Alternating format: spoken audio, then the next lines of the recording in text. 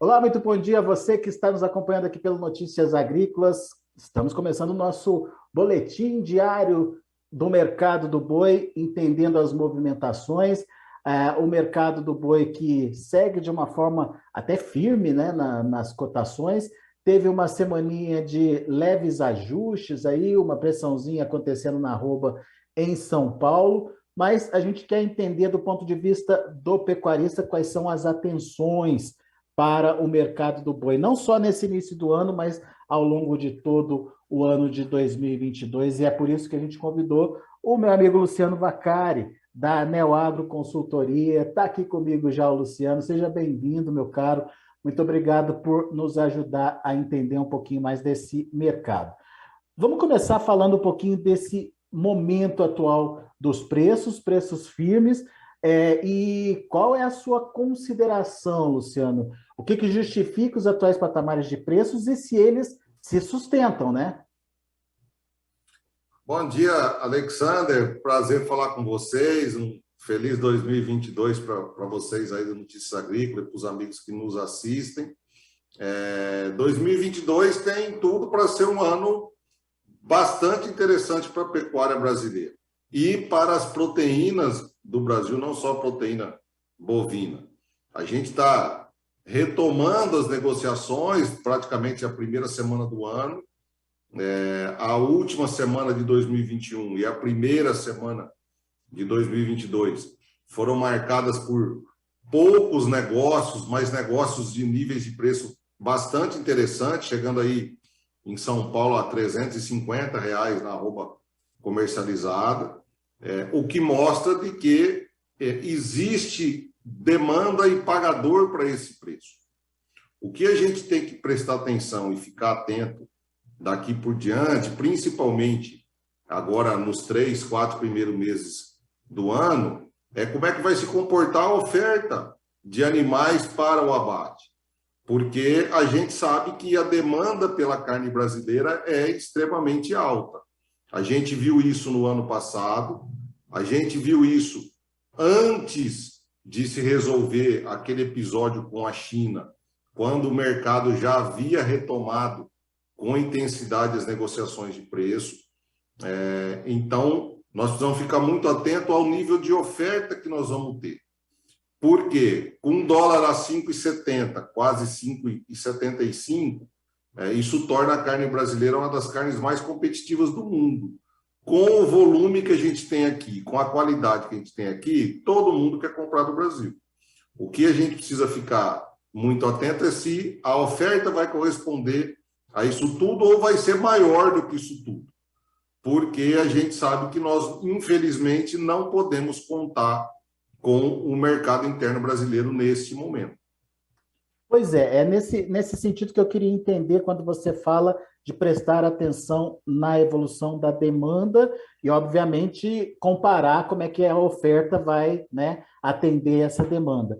Quando você fala dessa demanda, você está basicamente olhando a demanda de exportação?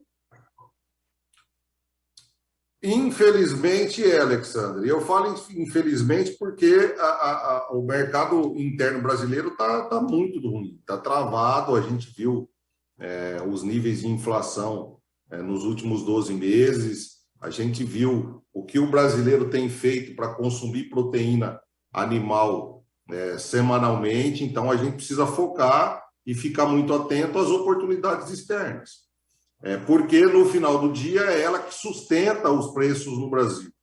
A gente teve um grande problema no passado com a China, e, num primeiro momento, os preços derreteram aqui no Brasil, mas, num segundo momento, graças a novos compradores, principalmente países do Oriente Médio e os Estados Unidos, deram sustentação novamente para a carne do Brasil e para os preços pagos ao produtor. Isso mostra que é muito importante a gente manter o máximo possível de canais de venda da carne do Brasil ativos para a gente não ter nenhum tipo de surpresa desagradável. O fato é que, no ano passado, a gente exportou quase 2 milhões de toneladas de carne, Esse ano a gente pode, inclusive, superar isso, mas o produtor que está nos assistindo agora precisa ficar muito atento às oportunidades de mercado e às volatilidades do mercado. 2022 vai ser um ano de muita atenção, principalmente no custo de produção. A gente está vendo o que está acontecendo por conta dos efeitos climáticos com a safra brasileira.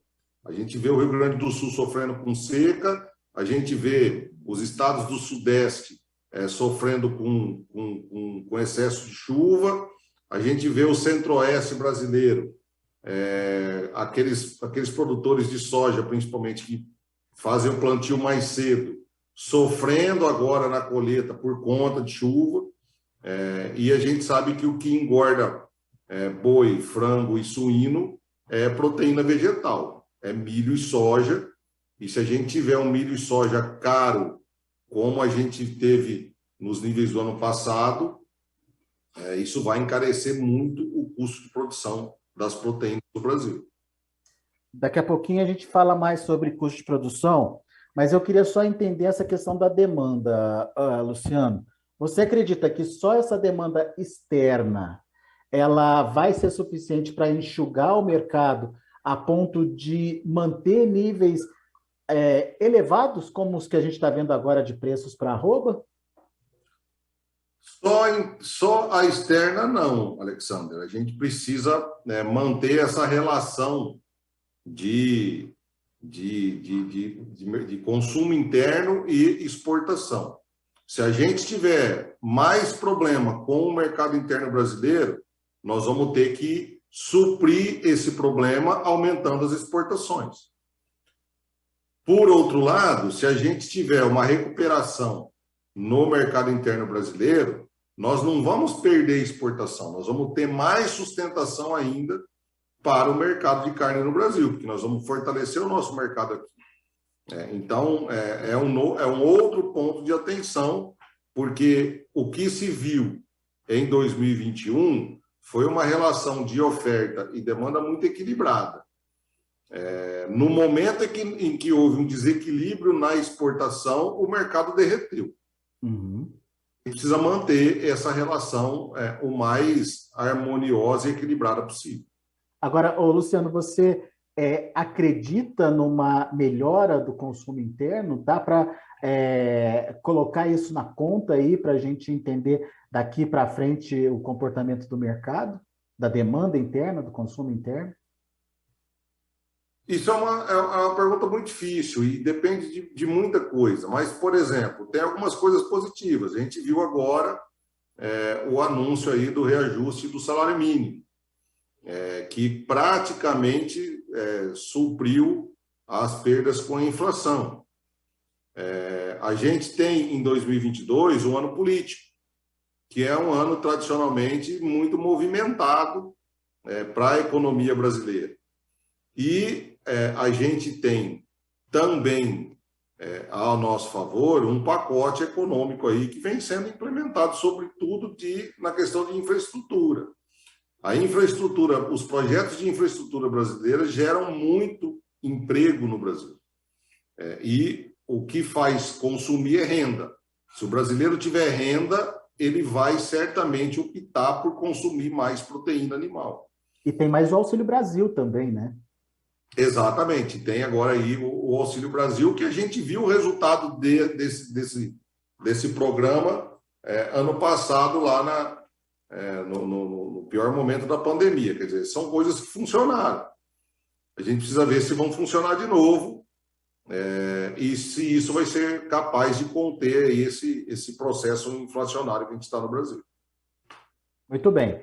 Então, assim, temos uma exportação que está indo bem. Se a gente conseguir manter esse dólar alto e essa competitividade da carne brasileira, isso deve se estender ao longo do ano. Temos aí um mercado patinando em termos de demanda interna, mas com possibilidade de melhora aí à medida que injeção de dinheiro entre aí na economia. É óbvio que ninguém vai sair comprando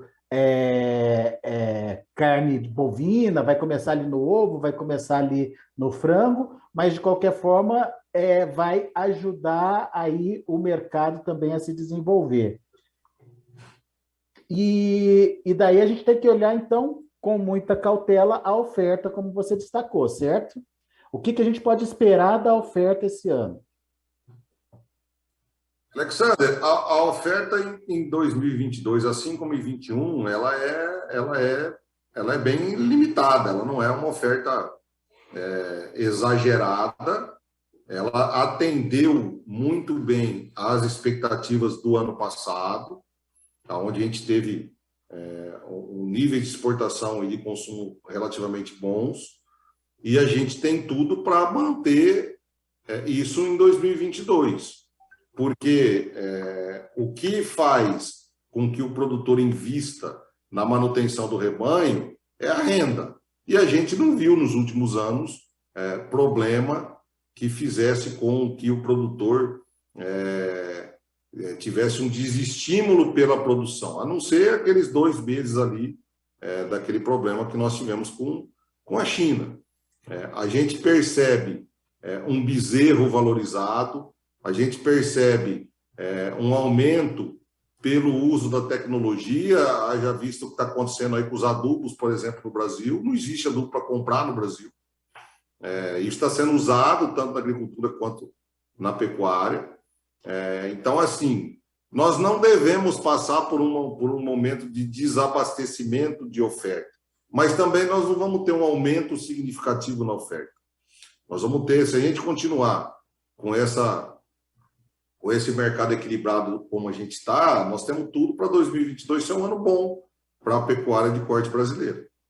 Pois é, mas daí você chamou a atenção lá no começo da nossa conversa para a questão do custo de produção. E você acabou de afirmar que só tem investimento se o produtor tiver renda. Esse ano vai ser um ano de administração, de gerenciamento aí, para evitar prejuízos? Tem esse risco? Como é que você vê essa questão, principalmente da alta do custo de produção, influenciando a renda do produtor? O custo de produção é uma realidade e ele faz parte do processo produtivo. Não tem como se produzir sem custo de produção. Então, o produtor precisa procurar ferramentas para lidar com isso da maneira mais saudável possível. Como é que o produtor pode fazer isso? Ele pode fazer isso tendo uma gestão muito eficiente da sua propriedade, sabendo efetivamente quanto custa, sabendo efetivamente qual a melhor hora de comprar insumos, qual a melhor hora de vender boi gordo, usando as ferramentas de proteção de preço.